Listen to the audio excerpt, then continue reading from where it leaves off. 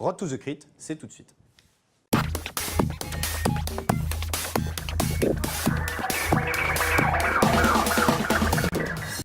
Bonjour à toutes et à tous, c'est le 4e épisode de Road to the Crit et vous êtes toujours autant à nous suivre avec impatience et passion. À mes côtés, parce que le sport arrive encore à le surprendre et que cette émission permet de couvrir ses dépenses faramineuses, c'est Émile qui ponctuera cette émission de ses anecdotes et de son savoir-faire analytique. Bonsoir Pierre. Bonsoir Émile. Émile, aujourd'hui on parle de handball avec les 7 mercenaires et on revient rapidement sur leurs prestations face à l'ISEG.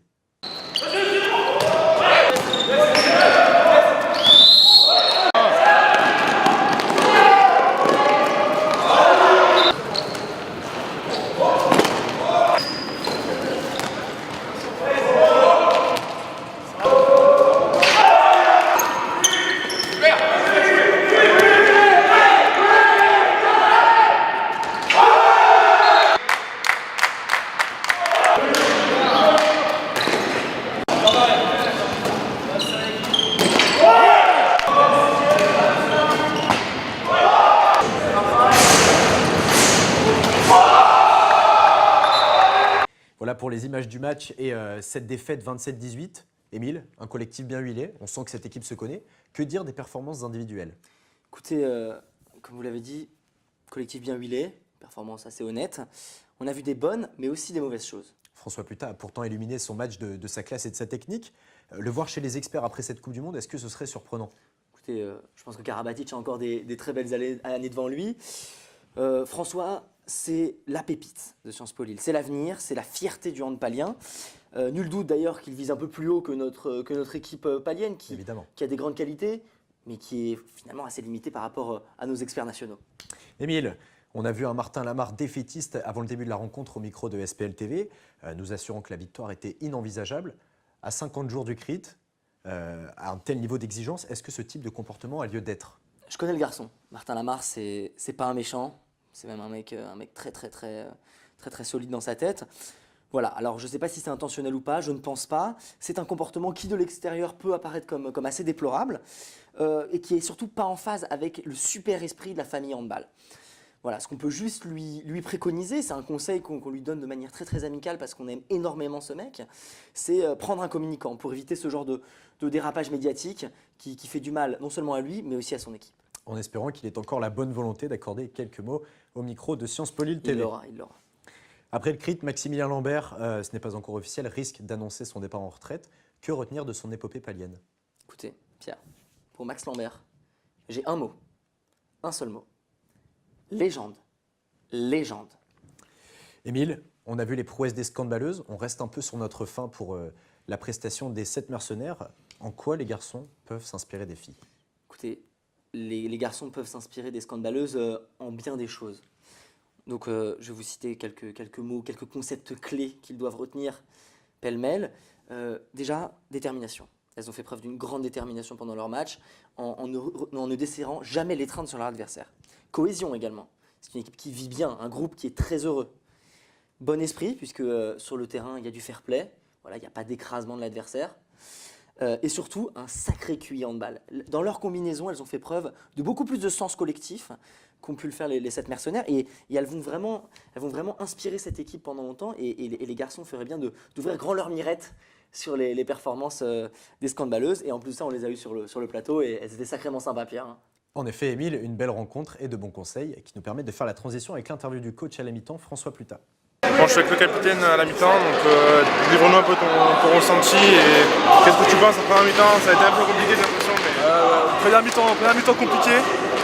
Très bonne, par contre, on a fait une très bonne défense. À côté de ça, par contre, ils ont un gardien qui est exceptionnel. Aujourd'hui, vraiment, il est vraiment exceptionnel. Faut qu'on le fixe plus, on n'y arrive pas. Sinon, on n'y arrivera pas. Par contre, on peut jouer vraiment facile avec des croisés, juste des croisés, des intentions, des feintes, ça passe. Il faut juste qu'on muscle la défense, qu'on mette nos tirs au fond, c'est le principal. Et on a moyen d'accrocher le score, au moins de revenir et même espérer la victoire si on y arrive. Ok, merci beaucoup. Allez, merci. Émile, un petit mot sur cette interview à chaud? Bon, il a l'air complètement cuit le garçon, hein. Ça se voit direct. En revanche, ce qu'on peut retenir, c'est que ce garçon cherche des solutions.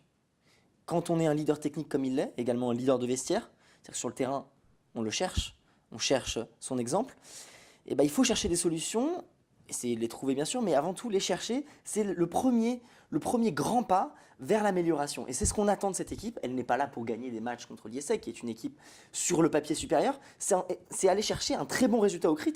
Et c'est avec des attitudes comme ça que cette équipe va progresser et aller chercher le résultat qu'on attend d'elle. Merci Émile. Direction José Savoie où on retrouve notre correspondant Charlie Curbouin sur place. Ouais, Pierre, on se retrouve dehors là, donc on vient de voir les joueurs de l'IESEG sortir un petit peu accablés par cette courte victoire, ils pensaient faire mieux, donc ça a été un peu compliqué. Donc les autres UP sont prévenus maintenant pour le crit, ça va être très compliqué pour vous, on préfère vous l'annoncer, donc voilà, maintenant soyez prêts, voilà, merci. C'est le moment d'accueillir notre invité sur ce plateau, Grégory Deandrade, gardien de but au sein de l'équipe. Grégory, bonjour à vous et bienvenue. Bonjour. Merci de vous joindre à nous. Merci de m'avoir invité. On vous appelle le Titi au meilleur au sein de l'équipe. Une référence qui est assez flatteuse au vu de vos statistiques au sein de l'équipe. C'est vrai que mes stats sont meilleures que celles de Titi, on peut se le dire. On a quelques questions pour vous, vous vous en doutez. Avant tout, ce match face à l'IESEG, déconvenu ou exploit? C'est un peu manichéen de parler ça. Déconvenu, non, parce qu'arrivé là, on a fait un match plutôt correct face à une équipe qui nous était supérieure. Exploit non plus, un exploit aurait été vraiment de les inquiéter tout au long de la partie, ce qui ne fut absolument pas le cas. Oui, d'aller le gagner également. En tout cas, il est clair qu'on ne peut pas parler d'exploit. Ce n'est pas une déconvenue non plus, parce qu'on a montré un bon comportement et que on a montré un esprit combatif jusqu'au bout. Et on a beaucoup d'enseignements à tirer de cette défaite, et c'est ça qui est important. C'est une bonne critique de votre match. Merci. Protéger les cages en 2017, est-ce que ça a encore un sens? Bah oui, je pense que protéger les cages, c'est très important. Si personne protégeait les cages aux eaux, les lions se baladeraient en liberté. C'est exactement la même chose au handball. Si personne ne protégeait les cages, tous nos défauts et toutes nos faiblesses pourraient influencer tout le reste du terrain. Je pense que c'est capital. Grégory, c'est pas parce qu'il y a un gardien qu'on ne peut pas marquer de but. Est-ce que vous confirmez? Oh oui. Oui, je confirme. J'ai pu vérifier cette expression à de nombreuses reprises. C'est un adage même. Pas seulement dans le domaine du handball, laissez-moi vous le dire. Gardien de but ou gardien de prison, quelle est la pire des responsabilités selon vous? Écoutez, selon moi, un gardien de prison est déjà payé pour ce qu'il fait. Moi, je ne suis pas payé. Et puis je pense que physiquement parlant, un ballon, c'est très douloureux. Donc il est beaucoup plus douloureux d'être gardien de but que de gardien de prison. Donc je pense qu'être gardien de but, c'est bien plus compliqué qu'être gardien de prison. On voit que vous n'êtes jamais allé à Fleury-Mérogis. Et surtout, un sacré message pour les gardiens de prison. Vous avez pensé à mettre des gris-gris dans vos buts pour protéger les cages un peu mieux qu'aujourd'hui? Alors écoutez, oui, c'est un dossier brûlant en ce moment. Oui, en tout cas, c'est sûr, nous allons en mettre. Après, c'est vrai qu'il y a un grand débat actuellement qui se fait avec le coach à propos du gris-gris en question. C'est vrai qu'il va falloir bien choisir pour être efficace. Mais c'est vrai que voilà, bien le cacher, puisque si l'équipe le découvre en face, ça peut en emmener Disqualification voilà. au crit, attention à ça, attention. Exactement, donc c'est vraiment une question complexe et c'est l'un des objectifs principaux, des ajustements principaux à réaliser d'ici le crit, choisir le bon gris-gris. Grégory, c'est la tradition, on y passe forcément.